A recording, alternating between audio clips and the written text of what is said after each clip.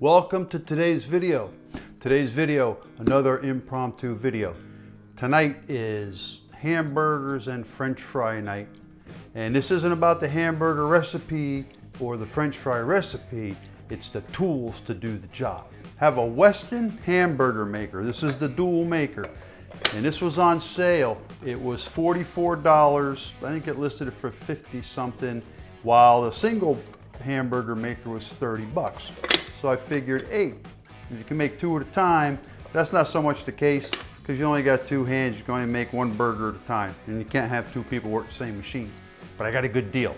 And then we got the French fry cutter, the heavy duty professional French fry cutter. I got this at the thrift store for $9.99.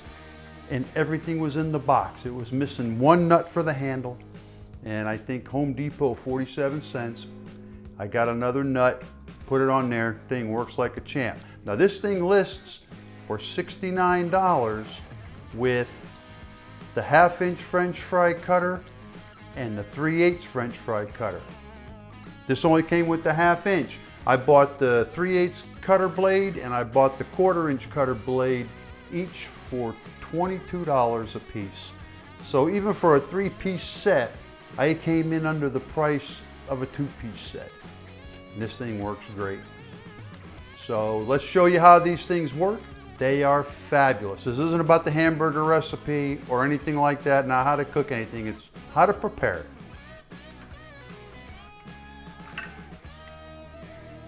It's easy. It's in three pieces. You've got the body, you got the 2 handle pieces that you put on, and there's just a screw and a nut here, a screw and a nut here, and it's a complete apparatus. This is the 1/2 inch blade. You unscrew these 4 wing nuts, this whole assembly comes off. You take the next cutter, you put it on, and you change the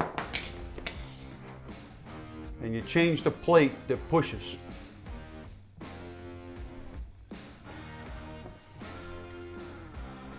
This is the 1/2 inch plate, and those babies slide right in. So when you push your French fries through, it pushes it all the way through. Right now we have the 3/8 inch French fries. So when you put your tater in there and you push, it pushes it all the way through. It's got a suction cup base. It's got a rubber pad on the front. Let's make some fries. We're gonna take our potato. We're gonna center it the best we can right in there. Kind of snug it up. And then we're just gonna push.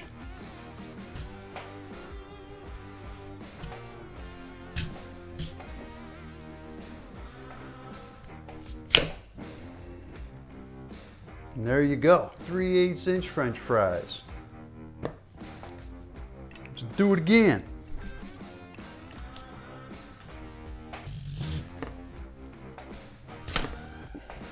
Another handful of French fries.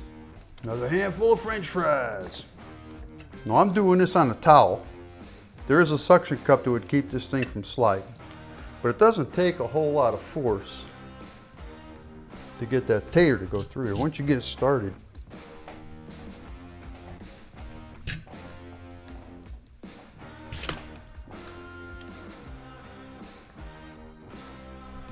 this is the last one. I'm just going to go ahead and push it right out onto the table there.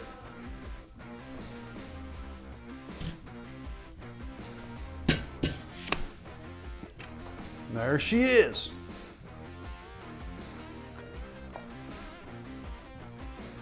So I think I just French fried 6 potatoes in less than 3 minutes, maybe 2 minutes. This baby comes apart real easy for cleaning. You unscrew the handle.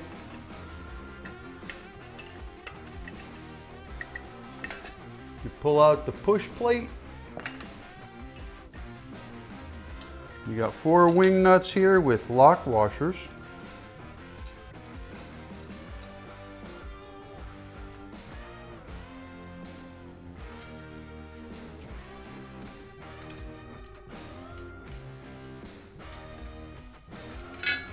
Four lock washers come off, the blade comes off, the potato guides come out.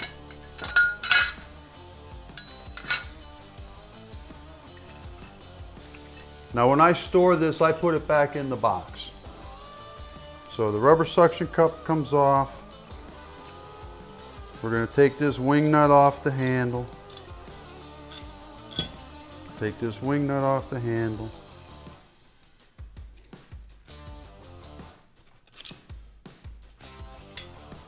We'll give it a good washing and put it back in the box. French fry cutter's all washed, dried, put back in the box for the next use. And the other cutter blades put back in its box. Put her back on the shelf. Let's move on to the burger press. Just a side note on the French fries. The key to crispy French fries, you gotta soak them in water and let it draw the starch out of them, and then rinse them a couple times and dry them really, really good. That'll give you great French fries. Now, tonight's batch of fries, I was gonna do in a fryer outside, but it's windy as hell, looks like rain. The old propane fryer basket out there to be hard to manipulate, so we're gonna make those in the oven, and they come out really good in the oven as well. They just probably take like 40 minutes of cook time versus 5 or 6 or 7 minutes in the fryer outside. Let's move on to the burgers. The burger press. You probably say, who needs a burger press? I make burgers all the time, I have no problem. I make burgers all the time, and I do have one problem: consistency. Burgers are more done than other burgers. And the problem is, my burgers aren't all the same size or the same weight. So how do you fix that? This is how you fix it. You get yourself a scale and you weigh every ball of meat and you press it. So every ball of meat that weighs the same size and you press it, it's the same diameter, same thickness, same burgers, cooked perfectly every time. And here's how you do it. I got like 6 pounds of hamburger, and that's roughly 2,730 grams. I don't use pounds and ounces because 0.1 ounce, which this scale has a resolution of 0.1 ounce, is about, what's a gram? 0.1, 2.83 grams.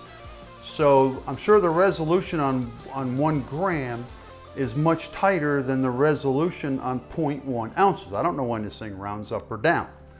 So I could be like 50% off of a 0.1 of an ounce.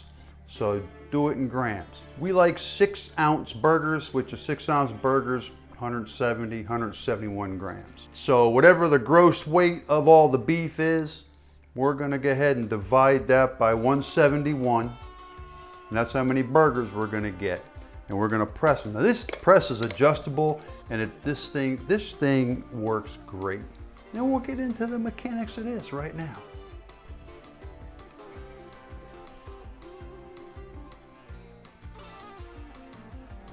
We're set for grams. We're gonna tare the ball. We've got us 2,955 grams of beef. Let's make us some burger balls. I'm good with 172. That should get us about 17 burgers.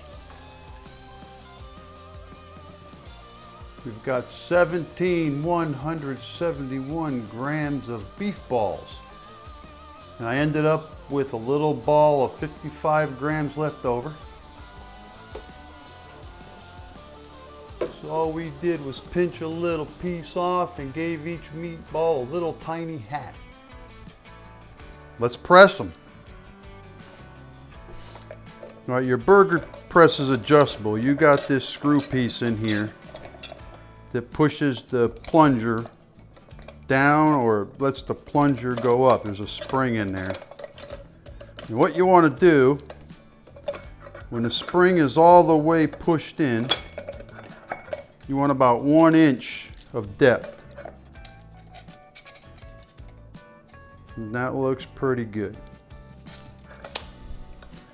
Now we're gonna press some burgers. Get yourself some parchment paper, deli paper, line yourself a baking sheet. This is where we're gonna plop the burgers after we make them. Now if you look at the box, they show you got deli paper, parchment paper in here. You need to do that, but you also gotta put one over the top or the burger sticks to the plunger and then you're having to peel that thing off every time. So here's my shortcut. Put your deli paper in there. Grab you one of your meatballs. You gotta take another piece of deli paper, kind of get it at the hinge point there.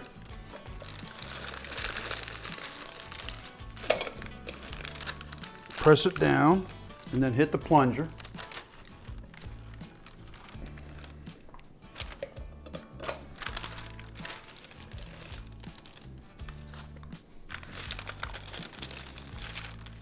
And you've got yourself the perfect hamburger.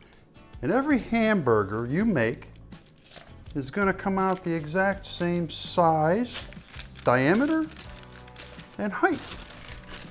What'll end up happening is this deli paper on the top, it's going to end up ripping on you. But that's that's okay too.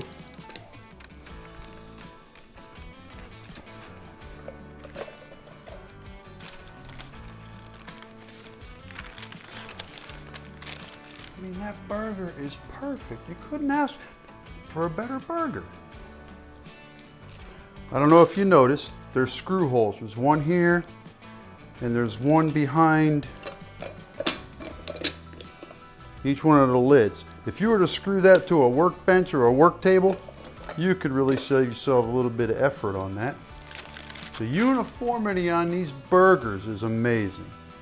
And I'll tell you, it's easy. It's better than trying to make them by hand.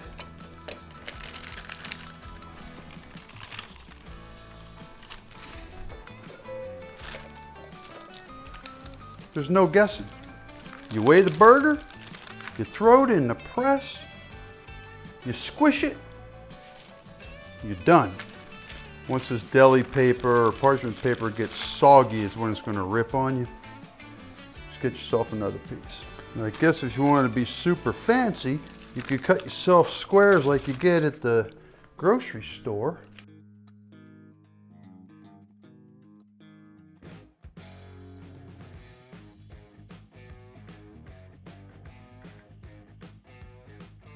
So we've made 17 hamburgers in about 6 or 7 minutes. Put them in the refrigerator till it's time to fire up the grill. This baby cleans up real easy. You hold this guy up, you screw the knob off the top. The whole plunger and spring comes out the bottom. And depending on where you got goober, you got fat or beef juice, this whole piece comes out too. And you just wash it in the sink and away you go. There it is. We got the Weston Burger Maker all washed, dried, and boxed back up. What a great tool. The burgers are made. The fries have been soaking for a couple hours. They've been drained, rinsed, and dried in a salad spinner, which really works great to get the initial water and starch out of those things. They've been on a beach towel for about an hour and a half, 2 hours now. Those things will be arid dry when I go to cook them. They'll come out delicious. You want to treat your family to something great, make your own burgers, make your own French fries. And I'll tell you what, speaking of making your own burgers, if you've got a KitchenAid mixer or something like that that's got an attachment for a meat grinder, you make yourself some burgers that have brisket, short rib, and chuck, and some frozen chunks of butter. Those will be the best burgers you've ever eaten. You can't even get them in a restaurant like that. So I've made them before, but I didn't have the burger press. I did the old method like this. But uniformity and weight is the key. Cheers with an icy cold Stella Artois. This is only the first one of the day because I still got to go out there and cook those burgers on the grill. It's cooled off a little bit here in South Florida, but yeah, it's still summertime. Do your family a favor and get some tools. I'll tell you, even if you only get the French fry cutter, I don't know a kid that doesn't like French fries. People are addicted to French fries. We went to the Netherlands and they had French fry shops. That's all they had were French fries. And you can make yourself some kick-ass French fries with the French fry. I don't even know how you say this. Sopito, great device. So is the Weston Burger Maker. Well, have a good weekend. Thanks for watching. Take care. See ya.